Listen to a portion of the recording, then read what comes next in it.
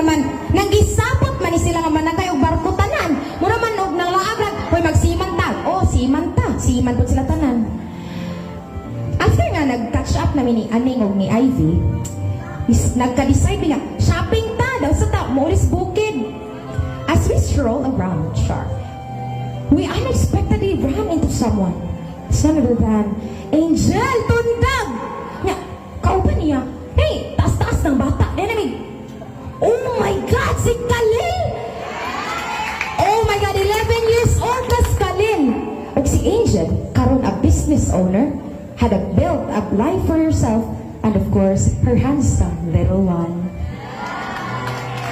Hi, time truly flies. Kaming tulong Ivy ug Aning, as we headed home together, kalabay Miss Dimyaw Plaza, kay Manakayan guro may sibin-sibin. Sa atubangan sa San Nicolas de Tolentino nga simbahan, namin nakitaan, nag-practice og banda. Pero sa atubangan sa banda namin nakitaan, guiding them with precision was none other than our musically gifted batchmate, Mr. Nino Chico Hamisola.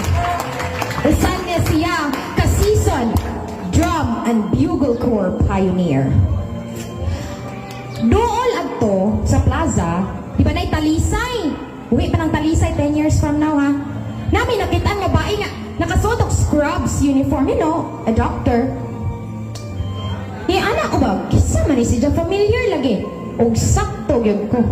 It was none other than Dr. and Raven G. Tapot. Just like me on her path to becoming a successful doctor. Fast forward ta, 1 week later, me and my friends needed a break. Kinsa karon nga mga friends, a much needed escape. So kami sa akong mga friends, nagplano mi nga mo adto may the one and only ever breathtaking Pahangog Twin Falls in Dimyao. Pag-abot na mo sa Pahangog, nay niya na nga laki nga, ma'am, ipaila-ila ta mo sa among head tour guide. Nananan, Joel Gamalen. Grabe. Sa katong nakita namin sa, wow, very beautiful, gyapon ang Pahangog. Kita may duha ka familiar faces. Grabe, nagkagwapa man silang duha. Marag inosente dyan mo silang naong atong grade 12 pa may ba? None other than the ever beautiful Miss Alyssa Faye Gamutin and Miss Priscel Gamayon. Still inseparable after all these years. Puro best friends. Now both thriving in their careers as educators. Si Alyssa, maupapoy pag-abot gikan og Canada as a successful teacher. Si Priscel, kay Bobo, principal na. One by one, more batchmates, more friends arrived. There was Jewel May Okulam, now a computer engineer. Angel Paluga, a psychologist. Crislin Madronero, a dedicated teacher. And then there was Mea Joy Kagulang working at a known company in the country. Wow. Sa diha nag-istorya-istorya may langoy-langoy. Yan as Mia, huy, naara ba, di ka-upted na sa tong reunion puhon. Yan namin, hala, saya nga man, kinsaon, Gudron. Yan as Mia, agoy, si Angelo, magudog si Shanshan. Niunig, way lang, itong duha nga naman. Ay, mga army naman guni sila ron. Yan kay Bo, ka-timing, nasa rin trabaho, ng adlawan niya. Busy na sila, kaya na sila gitarget nga high-profile criminal.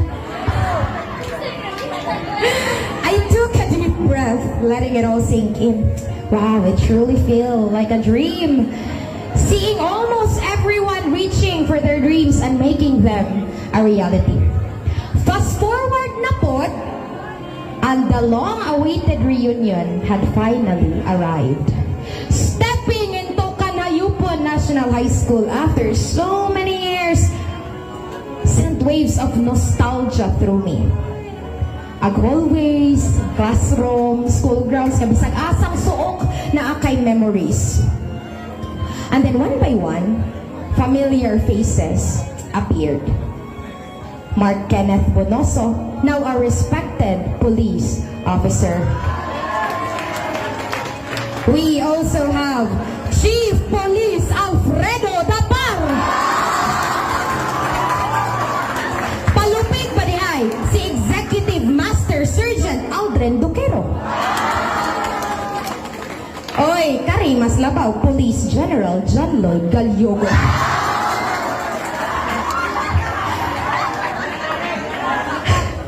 How about Police Captain Jason Madronero?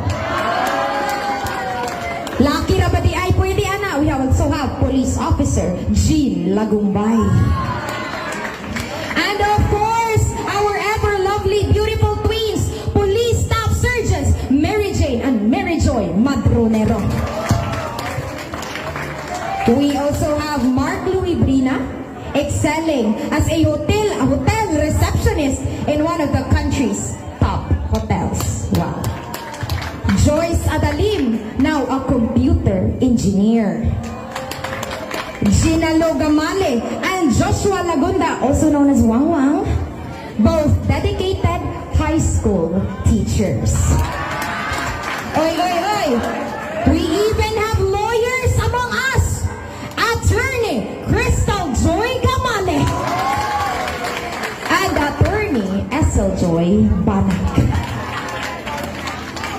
Kita pod ko ni Kuya Nathaniel Gallegos, who now owned vast farms as a successful farmer. Grabe, pilang ektarya iyang gi-own. We also have Ate Eljen Monter, a skilled agriculturist making a difference in the rural areas.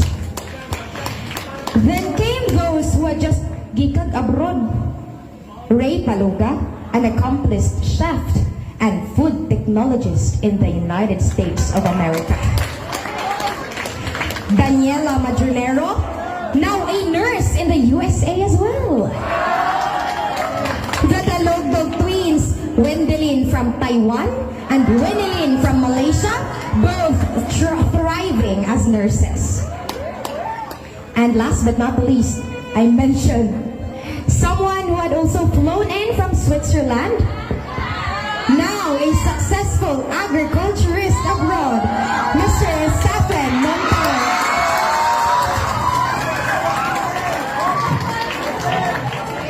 Lahi-lahi itong lugar sa Switzerland, ha? Ayaw mo pang ano.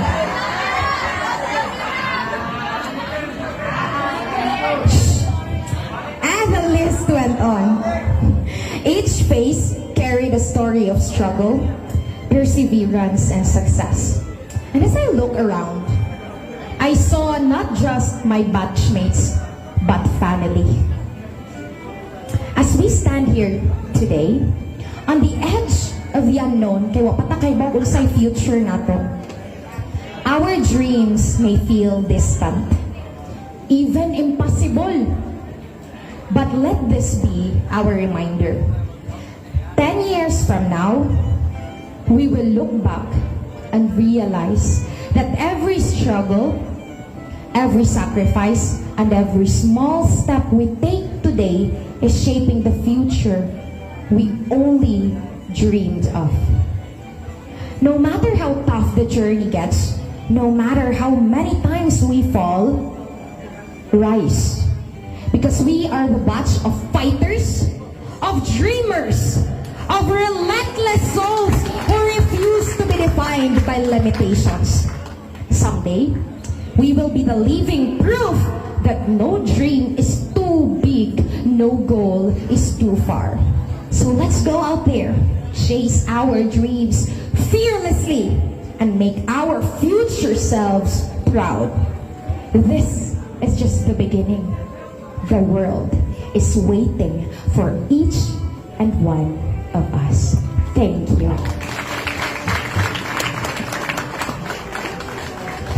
Thank you, Ate Daniela Kate. Speechless kay kasi mong gipang storya like